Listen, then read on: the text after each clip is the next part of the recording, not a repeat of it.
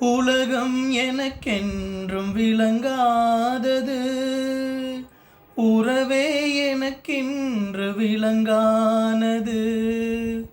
அடடா முந்தானை சிறையானது, இதுவே என் வாழ்வில் முறையானது. பாறை ஒன்றின் மேலே ஒரு பூவாய் முளைத்தாயே, உறவுக்கு உயிர் தந்தாயே. நானே எனக்கு நண்பன் இல்லையே, உன்னால் ஒரு சொந்தம் வந்தது. என்னைத்தானே தஞ்சம் என்று நம்பி வந்தாய் மானே.